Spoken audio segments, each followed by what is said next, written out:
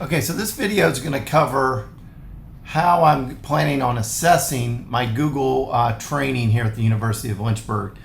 And I'm going to apologize in advance to some of you like Corey that have heard me talk about this, not only in this course, but the other course that we took together.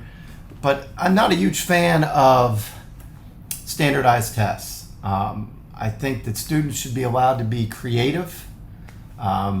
I think they should be able to be collaborative. I think they should be taught how to communicate and critically think all within your lessons or your modules or your trainings, whatever we're trying to do. And I want to apply this to my assessment plan as well. One of the things that I will start with my modules, in each one of them, is going to be I guess you could call it a pre-test kind of. It's going to be more of a self-rating system. I'll leverage Google Forms because it's a great tool not only for the end user to input the data, but it dumps everything into the spreadsheet and the data analysis that you can do really quickly. So much better than a fillable PDF or a Word document, Google Doc, whatever. It's much better because you can even have the spreadsheet auto create a individual document if you want for each person. But I'm more interested in the data as a whole. So I'm going to start out with that for almost all of my modules and trainings, both individual and departmental, because it's a good way, because like I said in my last video, I don't script stuff out. And I can ask questions, and these are the questions that I can ask beforehand and kind of have a plan in my head, to know what questions to ask when we get there.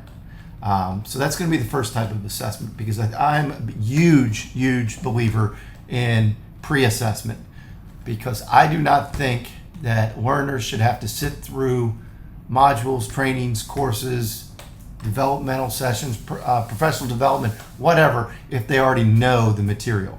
If they can demonstrate that they've met all the outcomes you're looking for in a unit, they should receive competency for that and then be allowed to move on.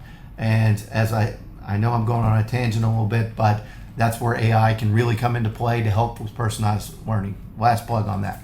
All right. So then we're going to get to the post-assessment or the summative assessment. I'm not going to do post-test. I don't think that that's valuable in this instance with Google Training. I'm going to do more of a creative assessment where they're going to build something or create something that they are going to use for their job at some point. And once they can show me that kind of as an exit ticket, that's really going to be my assessment. And just a quick look at some of these I'll be able to tell, do I need to follow up with this person? Do they already have it? Or do they already have it and now we can go on and supercharge their training and really help them do some really higher level stuff. So I may provide some checklists or something like that for the learner to go through to make sure that they understand what the objectives are in each module or training, but I'm not going to do any post-testing. I also think that this really lends itself well to portfolio development.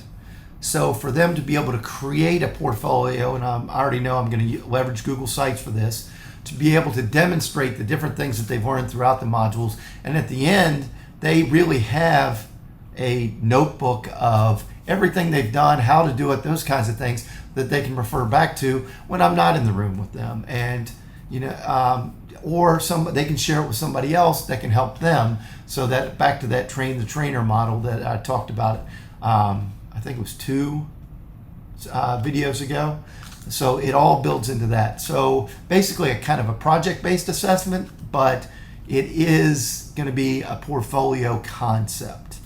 All my trainings, I do feedback surveys. That's not as much about what they learned, it's more about how they learned and what do I need to change, what do I need to be thinking about differently, those kinds of things. So those feedback surveys are more for me than for them.